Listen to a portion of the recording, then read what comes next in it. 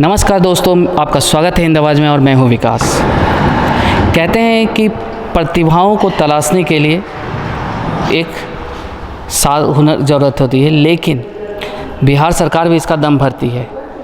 वो कहती है कि आप अगर खिलाड़ी में प्रतिभा है तो हम उसका सहयोग करने के लिए हरदम तैयार हैं, उसे आगे बढ़ाने के लिए, क्योंकि राष्ट्रीय अंतर्राष्ट्रीय स्तर पे नाम। लेकिन आज ऐसा कुछ खुल के आया है जो साफ लगता है कि उनकी बातें सिर्फ बातें ही रह जाती हैं। आज हम ऐसे शख्स के बीच मौजूद हैं जिनका चयन खेलो इंडिया 2022 में कराटे के लिए हुआ है। तो ये पटना यूनिवर्सिटी के छात्र हैं। इन्होंने यहाँ तक कि इनके प्लेयर की पटना यूनिवर्सिटी को अभी मेडल तक दिलाया। हालांकि पटना यूनिवर्सिटी इस बात को जहाँ गौरवान्वित अपने को महसूस करता है, अपने मैनिफेस्टो में जहाँ डालता है कि हमारी उपलब्धियाँ, वहीं जब इस खेलो इंडिया के लिए इनको जाना पड़ा और आर्थिक मदद इन्होंने मांगी, किट के लिए कहा, तो कॉलेज की तरफ से यही बस जवाब आया कि ये हमारा गेम नहीं। इन्होंने बिहार सरकार से भी मदद मांगी, लेकिन वैसा साथ नहीं मिला। तो आइए जानते हैं मोहम्मद जाबिर अंसारी जी से, आखिर उन्हें कहाँ क्या बाधाएं आई और उनकी उपलब्धियां क्या रही। तो पहले स्वागत करते हैं जाबिर का अपने चैनल में। जाबिर का स्वागत है आपका। धन्यवाद सर। जाबिर, आप खेलो इंडिया के लिए जा रहे हो। जी सर। क्या ऐसी समस्या आई कि आपको पहले आर्थिक मदद के लिए सबके पास हाथ फैलाना पड़ा? सर, पहला ये है कि मतलब पटना यूनिवर्सिटी की तरफ से खेलने गए और यूनिवर्सिटी के सर ये सौभाग्य की बात है कि मतलब 10 साल के बाद कोई यूनिवर्सिटी में नेशनल लेवल में मेडल लगा है। इससे पहले 2012 में मेडल लगा था वेट लिफ्टिंग में। उसके बाद 10 साल के बाद हम कराटे में मेडल दिए और मेडल लगने के उपरांत मेरा सिलेक्शन हुआ खेलो इंडिया यूनिवर्सिटी गेम्स के लिए। जब आप मेडल लेके आए कॉलेज, तो उस समय यहाँ प्रशासन का क्या रहा रिएक्शन? मतलब कोई रिस्पांस नहीं कॉलेज का। मतलब हम ही सबसे रिक्वेस्ट किए वीसी साहब से कि हमको मिलना है, डीन साहब से कि मिलना है, मेडल जीत के आए। तो हम ही सबसे मिलने के लिए गए। ऐसा कोई नहीं है कि हम मेडल जीत के आए तो हमको खबर आया कि तुम जीत के आओ यूनिवर्सिटी से, तो चलो मिलते हैं या फ़ोटो करते हैं, ऐसा कुछ नहीं है। अच्छा, कुछ दिन पहले बिहार सरकार के खेल मंत्री ने भी आपको बधाई भेजी थी, तो उनसे जब आपने आर्थिक सहयोग तो उनके द्वारा क्या जवाब मिला? उनके ऑफिस गया लेकिन उनसे मुलाकात नहीं हो पाई, तो उन्होंने ट्विटर के माध्यम से हमको बधाई दी है, यही है बस जी। तो उनसे जिक्र किया था कि मुझे खेलो इंडिया के लिए मेरा सिलेक्शन हुआ है, मुझे जाना है, क्योंकि वो भी बहुत तेज़ी से कह रहे हैं और बिहार से और भी कई गेम्स में बजा रहे हैं, उनको भेजनी। तो आपके इसमें ऐसा क्यों हुआ? मेन रीज़न है कि मतलब जितना यूनिवर्सिटी खेलो इंडिया जो भी जाती है उनका सारा फंडिंग यूनिवर्सिटी करती है। तो मतलब रिस्पॉन्सिबिलिटी पटना यूनिवर्सिटी का, क्योंकि मेरे साथ अभी पाटलिपुत्र यूनिवर्सिटी जा रही है, ललित नारायण मिथिला यूनिवर्सिटी जा रही है, उसका सारा खर्च उनका यूनिवर्सिटी दे रही है, पर सिर्फ पटना यूनिवर्सिटी है जो नहीं दे रही है। अच्छा, जैसा कि अभी आपने कहा यूनिवर्सिटी दे रही है, लेकिन यूनिवर्सिटी में तो आपके खेल को इसमें फ़ी भी लगते हैं। जब आपके पैसे इसी के प्रमोशन के लिए, तो फिर ऐसा क्यों कि आपको जाने के लिए नहीं दिया जा रहा? ये यूनिवर्सिटी कहती है कि मतलब मेरे यूनिवर्सिटी में कराटे नहीं है, जबकि ऑल इंडिया से ये एफिलेटेड है और पूरी इंडिया में जितने यूनिवर्सिटी लगभग सब में कराटे है। मतलब ये Magadh university, Patna Pataliputra university, Lalit Narayan university, और ये बिहार का सबसे प्रतिष्ठित यूनिवर्सिटी है, और ये बोलते हैं कि मेरी यूनिवर्सिटी में कराटे नहीं है। अच्छा, तो अब अगर एक प्लेयर कराटे प्लेयर को कितने खर्च पड़ जाएगा अगर ये खेलो इंडिया कार्यक्रम में आप जा रहे हैं, या कितना एक प्लेयर को एक टूर्नामेंट में पार्टिसिपेशन में खर्च आ जाता है, और क्या क्या सुविधाएं या इसके ज़रूरत के सामानों की ज़रूरत पड़ जाती है? जैसे अभी हमको जाना है तो आने जाने का टिकट, ट्रैक सूट, खेलने का किट, ये सब उपलब्ध कराना चाहिए यूनिवर्सिटी को, लेकिन हम खुद से दूसरे से लेके जा रहे हैं खेलने के लिए।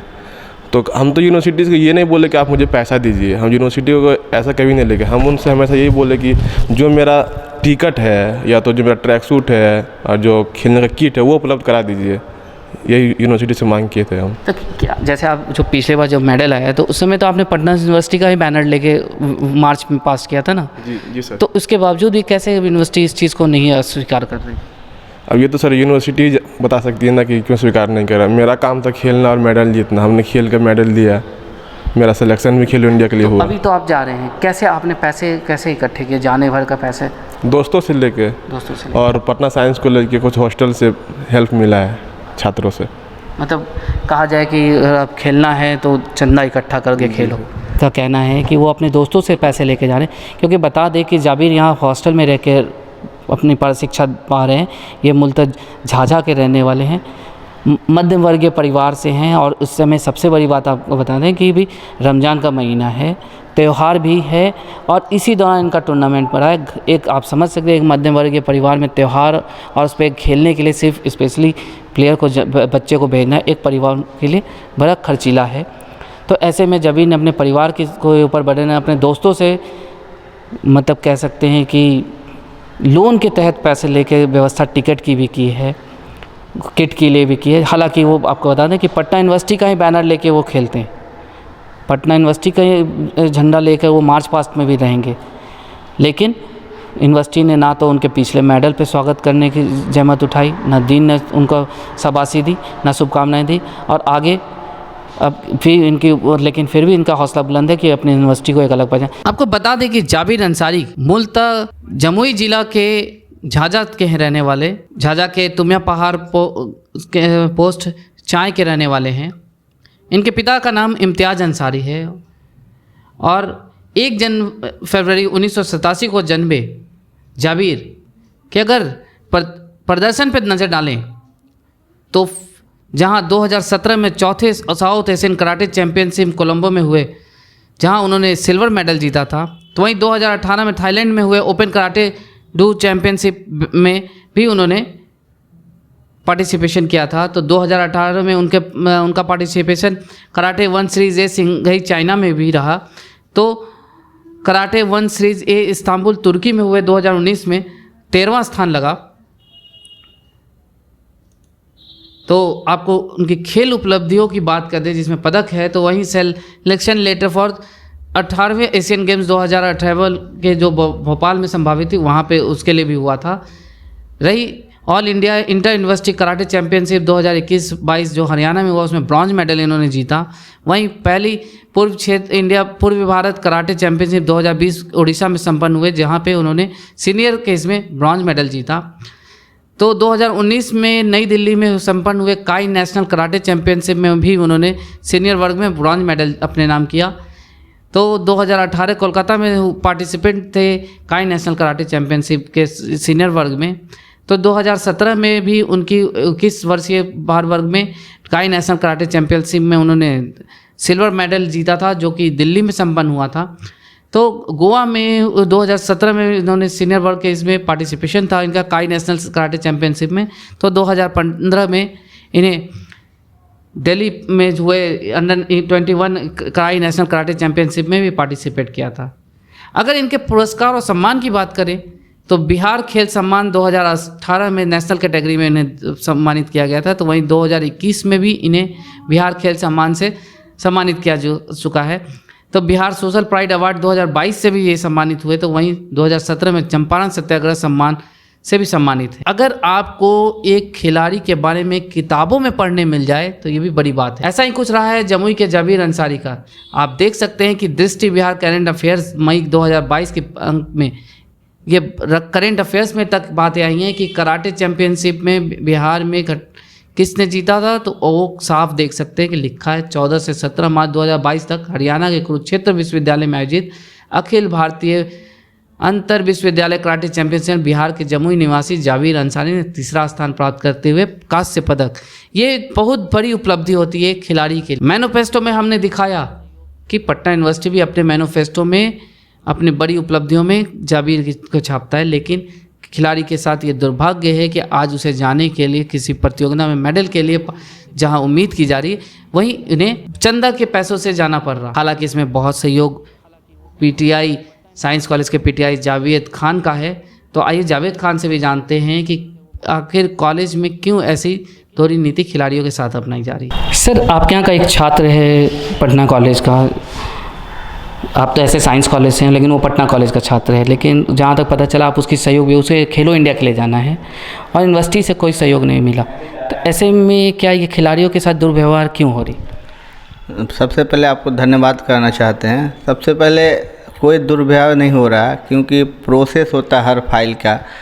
खेलो इंडिया से लेटर आया, बहुत सारे फाइल, बहुत सारे बंदी की वजह से मेल देख नहीं पाए लोग। और दूसरी नंबर, ऐसा नहीं तो यूनिवर्सिटी पैसा बेयर नहीं करता है, फंड देती है, मगर हर चीज़ का एक टाइम होता है, प्रोसेस होता है। फाइल एक जगह से दूसरे और दूसरे तीसरे ऐसा नहीं है तो उस पर काम नहीं किया जा रहा है। हमारे VC साहब भी बोले थे, तो इस लड़का पे आप लोग सहयोग कीजिए, जो भी फाइल लाइए हम करेंगे। तो फाइल बढ़ा है, क्योंकि इतना शॉर्ट टाइम है तो इसलिए नहीं हो पाया है। इसके लिए हम आपसे माफ़ी मांगते हैं। ऐसा नहीं, मेरा यूनिवर्सिटी एकदम तत्पर रहता है। माफ़ी मांगे, क्योंकि मुझे तो जहाँ तक पता चला कि आप अपने जानने वालों से भी फंड इकट्ठा करवा के कि नहीं भाई लड़के को भेजना है, जहाँ तक देखिए सबसे बड़ी बात है तो यूनिवर्सिटी के ही हम अंग हैं, और यूनिवर्सिटी से ही हम जो भी मदद ले रहे हैं यूनिवर्सिटी के बच्चों से या कोई अधिकारी से, जैसे पटना कॉलेज के प्रिंसिपल दिए हैं कुछ पैसे, इसलिए दिए। तो हम लोग का कॉलेज, हम लोग का यूनिवर्सिटी का बच्चा है, ऐसा नहीं। अभी हम लोग कर दे रहे हैं इनको, ऐसा नहीं तो खेल के आएंगे तो इनको पैसा नहीं मिलेगा, कुछ नहीं मिलेगा। यूनिवर्सिटी हमेशा अपने प्लेयर के साथ या अपने स्टूडेंट के साथ सबके साथ तैयार रहता है एनी टाइम। हम ये जैसा आ रहा है कि ये जो कराटे गेम है इसको यूनिवर्सिटी ने अपने कैलेंडर में शामिल, स्पोर्ट्स में शामिल नहीं रखा है। नहीं, पहले नहीं था, इस पर बात चल रही है। हमारे डीन साहब इस समय बहुत एक्टिव हैं, पहले से काफ़ी। अभी हमारे डीन साहब पहले स्पोर्ट्स बोर्ड के प्रेसिडेंट हुआ करते थे, अभी डीन हैं, और वो काफ़ी एक्टिव हैं।